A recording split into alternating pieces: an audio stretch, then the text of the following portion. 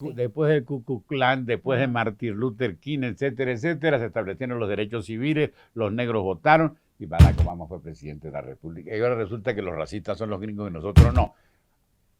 Yo creo que hay que mirar las cosas ya con seriedad y decir la verdad. Los clubes más importantes del país son interraciales. Hago yo esa pregunta. Vamos a ver la nómina de los socios. Cuando tú eres socia de un club o quieres ser socio de un club, te ven el pedigrí. No, te ven el pedigrí, te lo ponen en la cartelera. Nosotros recibimos a toda la inmigración con los brazos abiertos e hicieron aquí todo. Mentira, pobres colombianos que les hemos dicho estafadores. Verdad si lo recibimos como sirvientes, pero si ellos no quieren ser sirvientes, sino parecerse a nosotros, no los queremos. Y se habla de inmigración, pero de la inmigración europea, pero poco se dice de lo que le hemos hecho a haitianos, dominicanos, a ecuatorianos y peruanos, a los que peyorativamente se les dice cotorros. Muchas veces nosotros los venezolanos creemos que somos una sociedad o muy mala, horrible, terrible, mala, o muy buena en otras cosas, como por ejemplo esto de nosotros no somos racistas, pero en uno de los capítulos tú me hablabas del racismo encubierto. ¿Cuál es nuestro racismo encubierto? ¿A partir de cuándo? ¿O somos racistas desde el inicio? Te voy a leer una copla que traje a propósito porque habíamos resuelto hacer este programa de finales del siglo XVIII. Semana Santa en Caracas. Está a punto de empezar la independencia, porque la independencia comienza a principios del siglo XIX. La copla dice así, hay oficios de Cuaresma.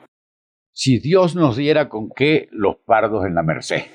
Si Dios nos diera la gracia, los blancos en Altagracia. Y para más bullicio, los negros en San Mauricio. Así estaba la sociedad dividida en departamentos estancos durante 300 años. Y la independencia no se hizo para los pardos ni para los morenos, mucho menos para los negros. Pero cualquier hijo de vecino te dice, eso es mentira. Claro, porque da vergüenza. Tengo una amiga que es negra y mi tía es negra y yo le digo negra de cariño a Josefina. Sí, es cierto, pero esas son maneras de no mirarse al espejo. Eso es muy feo, confesar racismo en una sociedad que ha sido racista desde su formación, desde su nacimiento. Pero no somos como los americanos que, por ejemplo, si tú vives aquí en la Castellana, en el Cafetal, la zona no se devalúa porque haya una persona negra o una persona indígena viviendo allí. Eso no pasa en Venezuela. ¿Cuáles son las cosas que en los Estados Unidos la diferencia es más importante por un solo detalle. Eligieron a un negro presidente de la República. Barack Obama fue presidente y fue reelecto. Bueno, pero fue gobernó 8 años. Después de haberle impedido decenas de años a la gente sentarse después del Ku Klux Klan, después de Martin Luther King, etcétera, etcétera, se establecieron los derechos civiles, los negros votaron y Barack Obama fue presidente de la República. Y ahora resulta que los racistas son los gringos y nosotros no. Yo creo que hay que mirar las cosas ya con seriedad y decir la verdad. Bueno, y decir la verdad. ¿Cuáles son esos elementos que nos hacen racistas? Los elementos que nos hacen racistas son, en una sociedad encubierta como la nuestra, las expresiones. A saber 2 puntos. A saber 2 puntos. Mira aquella mona. Mira aquel... cualquier calificación despectiva funciona en toda la sociedad. Ese muchacho tiene el pelo malo. Ah, bueno, ese es un clásico. Bueno, ese es un clásico. Y así por el estilo. Chicharrón. Y fulanito, esa gente es muy niche, vamos para otro lugar. Este bar no me gusta porque hay mucha gente niche. ¿Qué es eso? Por supuesto ¿Clasismo? que... ¿Ah? Clasismo. No, es clasismo y racismo pueden estar hermanados, pueden ser de la misma si tiene plata no lo sangre. Mal, si lo... Exactamente. Se van blanqueando, por eso se usa el término blanqueo como lo manejamos en otro día. La clave puede estar en esto. Yo me voy para atrás. 1687, fundación de la Sociedad Venezolana. Se establece la ley canónica, la ley de la Iglesia. La establece el obispo Diego de Baños y Sotomayor. En esta ley de la Iglesia se divide a los venezolanos, a los miembros de la Grey venezolana, a los hijos de la Grey venezolana en 2 tipos. Los padres de familia y la multitud promiscual. ¿Quiénes son los padres de familia? Los soportes del trono, blancos de pura cepa, descendientes del árbol castellano. ¿Quién integra la multitud promiscual? El resto, los negros, los indios, los mestizos, los morenos, los dependientes. ¿Y por qué es así? Porque lo manda Dios, que distingue a sus hijos de la siguiente manera. Hay aptos, apropiados para el gobierno, y hay ineptos que se deben gobernar.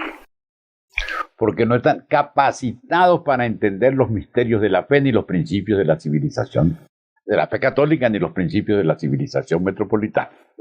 ¿Hasta cuándo? Hasta la consumación de los siglos. Esto no es una ley que inventamos nosotros aquí en la República, esta es la ley de Dios, con otro detalle importantísimo. La ley se impone para toda Venezuela en 1687, de obligatorio cumplimiento por todos los venezolanos. ¿Hasta cuánto dura?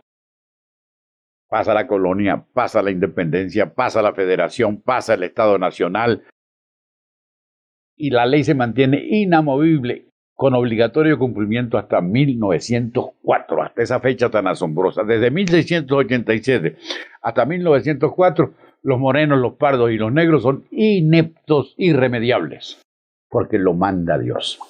La ley canónica, que se llamaba sinodales, se colocaba en las puertas de los templos principales para que la gente las consultara si tenía alguna duda. De manera que, por ley de Dios, el negro es inepto. Por ley de Dios, el moreno es inepto. Entonces, en historia de las mentalidades, las cosas no pasan sino en la superficie. La procesión va por dentro y la historia es un mandato de los difuntos. Si es así, si eso tiene sentido, ¿cuándo hubo una metamorfosis profunda y seria para que se acabaran esos prejuicios y esas distinciones? Que por cierto, y para más bullicio, los negros en San Mauricio, que se queden allí. Y la independencia se hizo para librarnos de los negros. No. Para considerar a los negros como iguales a nosotros, como pares. No. ¿Por qué? Simplemente por fechas. La abolición de la esclavitud ocurre en 1857, cuando había 3 negros. Y no importaban socialmente, sino que eran una carga económica para los propietarios y para los dueños. Eso fue todo. Y Ezequiel Zamora, líder de la Federación y de la Revolución de entonces y de la Bolivariana, tenía esclavitudes y reclamó indemnización por sus esclavos, ese héroe popular. Y se le dio la indemnización porque los esclavos no eran gente, eran propiedad. Si todo eso ha pasado, yo quiero saber cuándo nos liberamos de esa coyunda, cuándo dejamos de ser democráticos, cuándo nos convertimos en democráticos, fraternales e igualitarios. Esa es la pregunta que se tiene que hacer. Insisto que cualquiera te responde que actualmente, y no solo actualmente, lo dijiste tú en uno de los capítulos anteriores, hablando de cuando Acción Democrática llega al poder, que no son las mismas caras de siempre, los mismos apellidos de siempre, y tampoco el mismo físico que entraba al country club. Ajá. Y por eso le dan un golpe de Estado a los 3 años. Sin que nadie dijera nada. Ovación de Copey y ovación de URD, o de la dirigencia de Copey y de URD. Salimos del negraje. Es la verdad. Pero ese es un problema muy difícil. Esa expresión se mantiene quizás en ciertas clases sociales que al principio, sobre todo los años 99, 98, 2000, le hicieron esa caracterización al chavismo. También, pero por supuesto, una de las críticas fundamentales en relación a Chávez, hay algunas posibilidades de crítica como sustentada. Primero, la comparación con el negraje adeco. No son como los adecos del 45, ojalá hubieran sido. El problema está en que eso importara y que la gente denostara de aquello. ¿Quiénes denostaban? Los europeos, los africanos, no, nosotros los venezolanos. Y otra cuestión interesante, dime. Bigote. Un solo presidente de la República, hay uno solo, por cierto, que no hubiera sido blanco y bello. Dime uno solo. Carlos Andrés no era ni blanco ni bello. Blanco total, gocho, de raíz colombiana, paramero, del páramo. En los Andes no hay negros, por problemas geográficos y económicos, no por otra razón. Entonces Carlos Andrés Pérez no podía ser negro. Ninguno era negro, con una sola excepción, desde el año 30. Joaquín Crespo, que era sambo. Un sambo gigantesco y apoteósico, el único. Todos han sido presidentes. El único que faltó para completar el álbum hubiera sido Teodoro Pecó, Catire de ojos azules. Lo íbamos a aclamar, el pobre no sacó más que el 13% de la votación. Pero todos han sido blancos oficiales, blancos formales. Y los morenos, pues pudieran ser diputados y quizá ministros, pero hasta allí. La Suprema Magistratura le ha estado negada A los que no sean blancos. Ahora te tengo ahí, ¿por el voto popular o por la misma decisión del partido de que este es el ungido? Da lo mismo. El que tiene... Da lo mismo, no le busques la quinta pata al gato, da lo mismo. Quiero que tú la ves. Pero te digo que da lo mismo. El problema está en que es muy enredado, es muy enredado. Y que es muy feo decir sí, soy racista. Nadie lo dice. En primer lugar porque te matan en Twitter. Cuando dice la verdad uno en Twitter o en las redes sociales te matan. Eres un bicho y un reaccionario y un viejo cagalitroso. Ahí te acaban. Cuando uno trata de decir la verdad, yo creo que aquí estamos tratando de decir la verdad. El problema está en que Venezuela ha sido una sociedad cargada de prejuicios desde su origen. Un origen antiguo, consagrado por la legalidad, consagrado por la iglesia, consagrado por el trono. Mira, ¿tú sabes cuál ley funcionó aquí en Venezuela estrictamente? La ley de matrimonios desiguales, establecida por los Borbones. No se podían llevar a cabo matrimonios desiguales. ¿Qué significa matrimonios desiguales? Que yo no me podía casar con una india. La podía... Bueno, Elías, pero eso ahorita no es así. No, pero no importa, yo me refiero a historia de las mentalidades, eso viene de muy antiguo. En 1808, en la víspera de la independencia, con Emparan de gobernador de Cumaná, un señor europeo compra un cargo de alcalde, porque los cargos se compraban antes, y todo el pueblo de Cumaná y Barcelona se levanta porque no se puede permitir que ese señor mallorquín y rico forme parte del ayuntamiento. ¿Por qué? ¿Cuál fue el pecado? ¿Cuál es la razón de esa situación? Casó con Morena. Los clubes más importantes del país son interraciales. Hago yo esa pregunta. Vamos a ver la nómina de los socios. Cuando tú eres socia de un club o quieres ser socio de un club, te ven el pedigrí. No, te ven el pedigrí, te lo ponen en la cartelera. Pero no solamente profesión comerciante, sino los retratos. Para que yo como socio diga, no, yo este negraje no lo acepto en el club. Y le puedo echar lo que se llama bola negra. Y se llama bola negra precisamente porque es un término racista. Si yo levanto la mano y digo, este no entra, es bola negra. Y no entra al club. ¿Por qué? Si el señor es un comerciante, el señor es una persona bien establecida en su apartamento del cafetal. No, señor, aquí al club no entra, porque él es multitud promiscual. No utilizamos el término porque daría vergüenza. Cuando los venezolanos y los colombianos bajaban a hacer la independencia abajo, el grito de las sociedades que eran muy racistas fue el siguiente: trágala perros, trágala gatos. Los colombianos, todos mulatos, buenísimo, no les querían, por esa razón. Los colombianos. Pero, buenísimo. Porque queda poco tiempo y sabes que no nos gusta extendernos tanto, pero nosotros recibimos a toda la inmigración con los brazos abiertos e hicieron aquí todo. Mentira, pobres colombianos que les hemos dicho estafadores. Verdad si los recibimos como sirvientes, pero si ellos no quieren ser sirvientes, sino parecerse a nosotros, no los queremos. Y se habla de inmigración, pero la inmigración europea, pero poco se dice de lo que le hemos hecho a haitianos, dominicanos, a ecuatorianos y peruanos, a los que peyorativamente se les dice cotorros. Cotorros, yo no sé qué otra. Bueno, los colombianos decimos colombiches y ellos nos dicen a nosotros venecos porque la repelencia es recíproca. La repelencia es recíproca por una sola razón o por una importante razón. No la diferencia de las historias. Y además el que emigra porque no tiene dinero, porque está en la penuria, no va a hacer turismo. Entonces es rechazado. La xenofobia existe.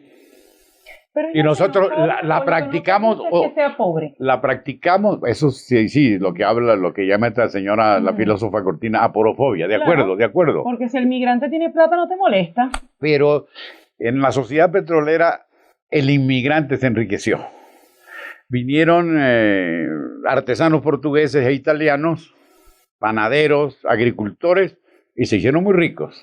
Pero porque el país lo permitía, no porque... Pues eso te dije, por la sociedad petrolera. Sin embargo, y a pesar de ser muy rico, usted se confina en la Hermandad Gallega, usted se confina en el Centro Asturiano, usted va para el Club Portugués, cuidado. Y te ridiculizan Joselo y Radio Rochela.